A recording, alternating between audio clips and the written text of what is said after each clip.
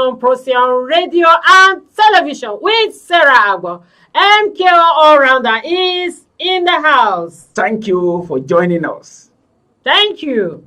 Court orders federal government to disclose how Obasanjo, Yar'Adua, Jonathan, Buhari spends $5 billion Abacha loot. The Federal High Court sitting in Abuja in a landmark judgment has ordered the disclosure of the spending details of about $5 billion Abacha recovered funds by the government of former Presidents Olusegun Obasanjo, Umaru Musa Yar'Adua, Goodluck Jonathan, and Muhammadu Buhari. Terrorists desire to go to Hajj Gumi. An Islamic scholar, Sheikh Ahmed Gumi, has alleged that the bandits in the northern region are exhausted with the banditry business. According to him, one of them intends to go to Hajj if there is a peaceful resolution between them and the government. However, 49 ISWAP fighters, including 2 commanders, have been killed by Nigerian troops during ground-air raid being carried out in the northeast, northwest, and north-central zones in the past 3 weeks. TINUBU'S government worsening poverty. Atiku. The People's Democratic Party (PDP) presidential candidate Atiku Abubakar has lamented that in just 40 days of President Bola Tinubu's administration, poverty has deepened in the country, with inflation skyrocketing and making innocent Nigerians susceptible to manipulation. MKO All-Rounder court orders federal government to disclose how Obasanjo, Yar'Adua, Jonathan, Buhari spent $5 billion Abacha loot.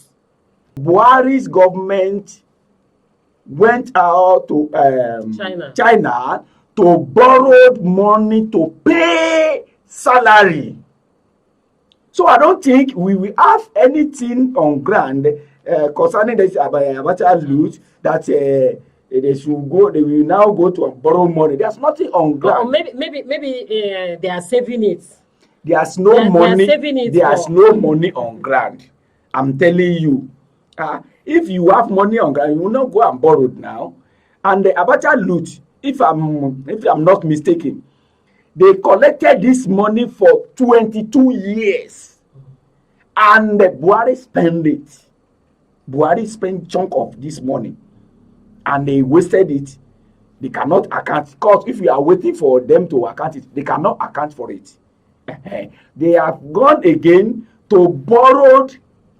I'm talking of the money that Buhari borrowed now is getting to 3.3 trillion naira. Do you hear me very well? About 3.3 trillion naira as of December 2022. That is money we borrowed from China. Now, very recently, if you heard recently, that China paid us August visit. They came with their warship. They saw their warship on our waters. Federal government didn't announce this to us, but we saw China warship on our water. The meaning is this. Let me tell you. Now, China, in their written documents, if you want to borrow from them, you understand, they will write it clearly for you to understand, but we don't mind. It's the money that we wanted to borrow that we borrow. You understand? We don't mind what they wrote down. Namibia, we explain to you. As I'm talking now, the China have seized the port, the seaport, and the airport of Namibia, and their security. The police. They are the one policing Namibia now. As I'm talking now, we have borrowed money from China. Any moment now, the China can decide to seize our oil. oil field, or they seize our ports in Lagos, or they even seize our Aso Rock. Wetin will happen? Yes, you borrow from them, ne? Okay, MQ. No, yeah, you will pay. Terrorists desire to go to Hajj Gumi. Gumi. Yeah. Gumi. You mentioned that some of them are tired of the banditry business. Okay, according to Gumi, Yes. because Gumi is the spokesman of the bandit Boko Haram herdsmen. So he's now telling us now that they wanted to go to Hajj. If Nigeria can, if Nigeria can resolve and this thing they wanted to do. Gumi. I told you that Chief of Defense Staff, General Christopher Musa, the man no dey take nonsense. Their military have changed their tactics now. I told you before. It's not like before where Boko Haram and banditry herdsmen get upper hand. But now our Nigerian military have changed tactics under the chief defense of Christopher Musa. So now, most of them, they are surrender now. They are killing them now. They say Operation Fire for Fire now to the banditry, to the Boko Haram and to the herdsmen. So it's not like before. If you are now telling us that they have exhausted, tell them.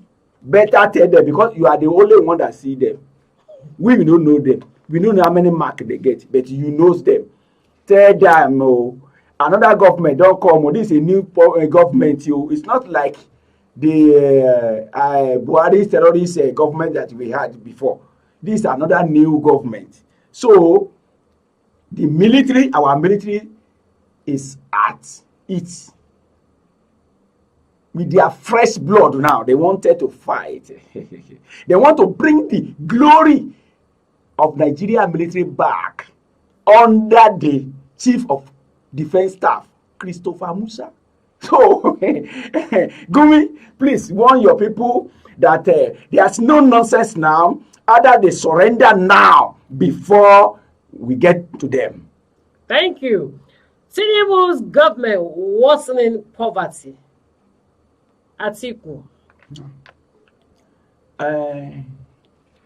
This is what the article is saying, that TINUBU'S government worsened the poverty.